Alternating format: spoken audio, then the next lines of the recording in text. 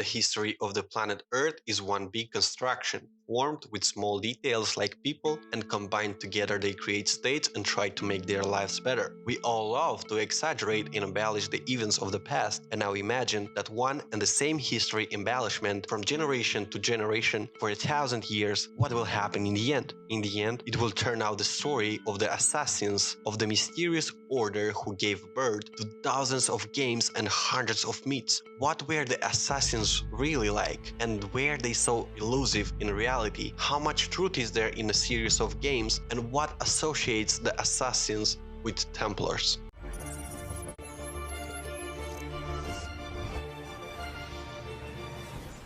About all this we will speak in the next couple minutes. We will reincarnate in the skin of assassin for one day, meet the mysterious warrior of the past Adel Nasri and the fortress of Alamut, his new house. In the yard is 1,100 year of our era, and the fortress of our Adel is located in 100 kilometers northwest of the modern capital of Iran. Exactly there the order of assassins was based, who gave birth to so many legends. Its origins are hidden in fundamental contradictions between powers of Islam.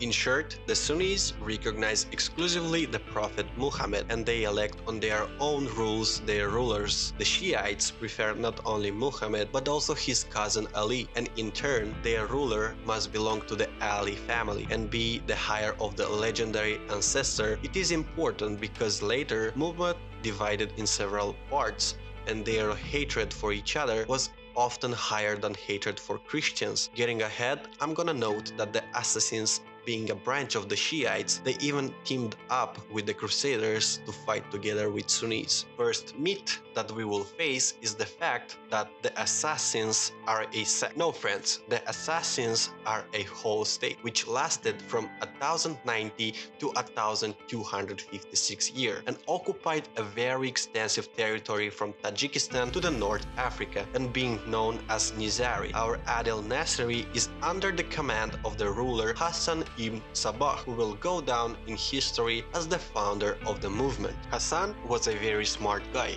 who had read the Ismaili teachings and offshoot of the Shiite branch of Islam. The guy became a traveling preacher and attracted the attention of high Persian official Nizam al-Mulk. Legends are saying that they were friends, but this has been long refuted. For us, it's only important that Nizam ordered the arrest of Hassan, but he turned out to be cunning, escaped, and converted the fortress of Alamut in their faith and captured it without a single shot. This way, it was burned the assassin's state. Times were heavy ones, because in the fortress, in addition to our own Adel Nasri, lives no more than 1,000 men. Compared to the mighty empires of that time, it was nothing, and this was the reason for the widespread use of assassins. Hassan's logic was simple. In those days, the war went like this. Two gentlemen quarreled. They stood on opposite mounts and watched their armies slaughter each other. Hassan, sitting in the fortress of Alamut, realized that if you kill the master, then his army will not fight, and it worked out perfectly. The question was only in where to find such elegant killers. Here, as you guessed, it comes on the scene our Adel Nasri. The word assassin is being interpreted by many wrongly.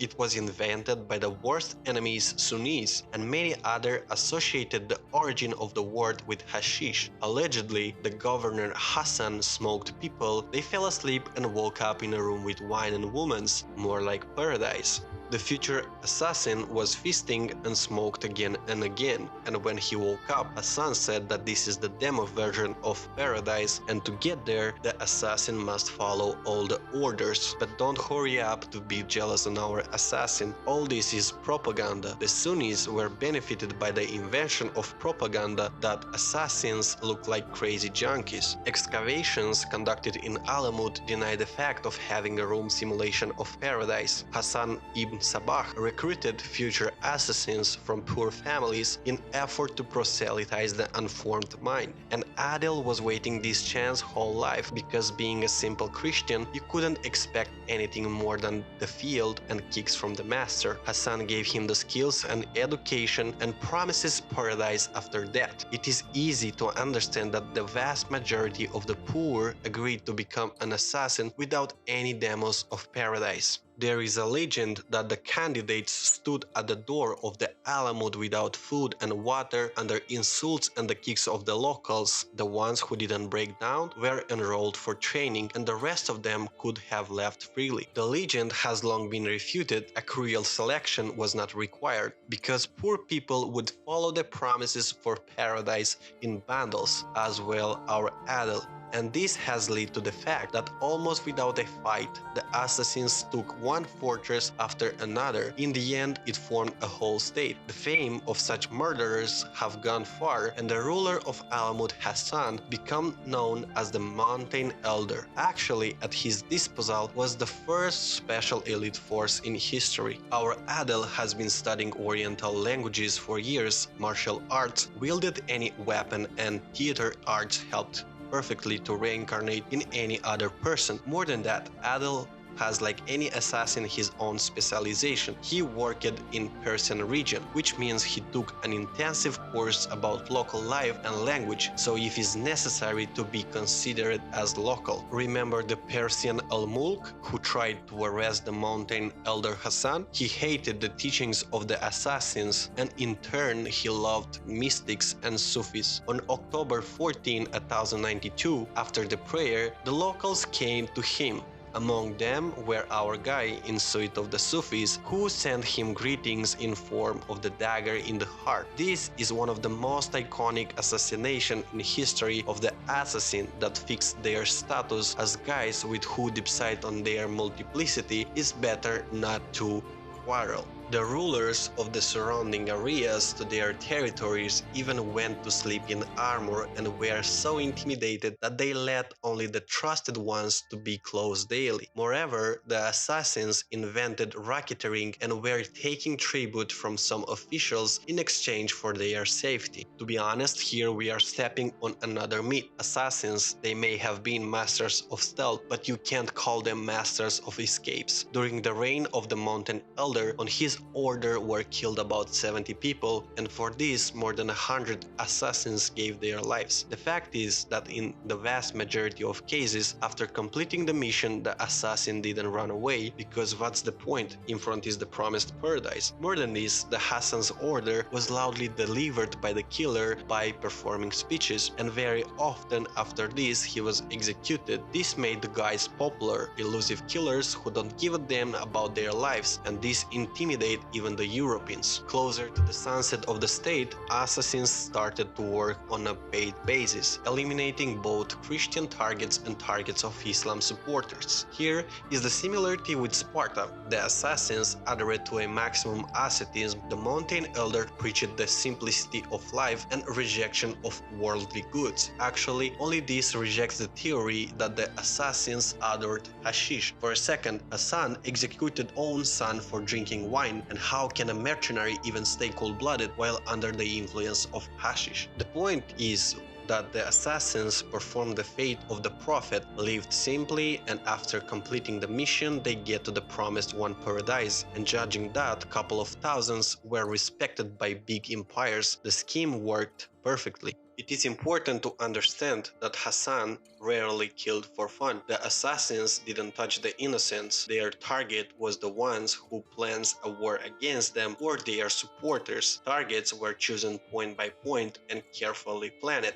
Under the blow hint were the rulers and the high officials of hostile countries. In war there was a strict hierarchy that was clearly conveyed by the games. Our Adel was Rafika. This means that there is something behind him. He made a murder and managed to survive. In the first game of Assassin's Creed, the head of the bureau of Fort Damascus was called Rafik, and now you know that this is not a name but a position. Simple performers were called Pidain, and the work of Adel was to instruct them. Higher on rank was Dai, who reported to Adel and his team the will of the ruler. If Nasri is successful, someday he will rise to the status of Dai Arkirbali. This is elite of assassins that knows all all the secret and future plans, and together with the Mountain Elder will choose targets and policies for the state. Fate in Paradise at this stage it was no longer necessary. Cold calculation came into play. After all, it's the dawn of the Crusaders. Despite the simplicity and rejection of the life joys, the assassins approached their education seriously. In Alamut was almost the most advanced library on the planet. According to historians, from an engineering point of view, the fortress defense system was ahead of the time. It's like 200. And not more than once the Persians and the Seljuks tried to attack Alamut, but always remained unapproachable, thanks to the secret passages and defensive structures, or the fact that the army commanders were dying unexpectedly. But still, there were not so much assassins, and the Sunnis also put the pressure on, and on the horizon loomed very unexpected ally, Crusaders. Remember Al-Mualim from the first game? He has a really existing prototype, is Rashid al-Din Sinan. The Christians really gave to assassins the Masya fortress for services in the fight against the ruler of the Sunnis Saladin. However, after the death of the Elder Hassan, the order lost grip. Is documented at least 3 attempts to kill Saladin and end the war, but they failed. Later, Christian ruler Konrad Manfirovsky had betrayed the assassins and suddenly plundering their lands. Guess what happened? Right, Konrad woke up with a knife in the heart. But for the killer state this didn't help too much. Our Adel had to fight on 2 fronts, simultaneously executing orders with both sides. The assassins on Saladin's order killed European kings Raymond II and the Bavarian Duke. In turn, following the order of the Christians, 6 viziers and 3 caliphs were killed. It was hard to sit on 2 chairs, but the guys were successful. Only with the onslaught of the Gold Horde, it was destroyed the state in 1256, but that's no reason to be ashamed. The Horde were destroying everyone at that time. In protection to assassins, we will note that the last elder even tried to organize a couple murders of the Horde Khan. However, according to the United Nations estimates, the teachings of the Mountain Elder Hassan are preached by almost 15 million men. More than that, the Prince Karim Aga Khan IV, a Swiss citizen, is a direct descendant of the last elder. Karim met with the Queen of Great Britain and Vladimir Putin, so it's clear, formally, the Order of Assassins is alive and didn't go anywhere. To call Adel's life good will be stupid. He was a murderer, but don't forget the tradition of that time. Murder was a common thing.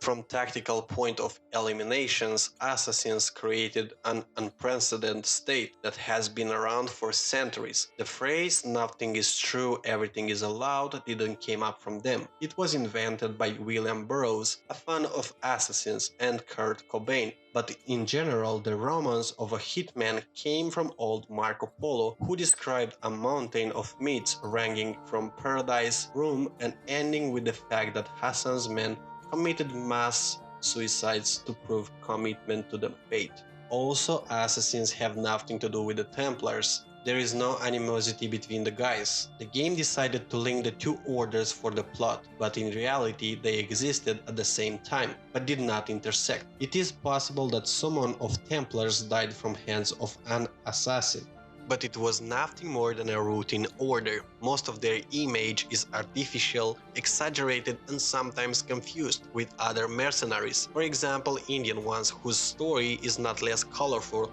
However, this is like Templar's story for the future videos. This is everything that we had for Assassins. Thank you very much. Until new meetings, friends.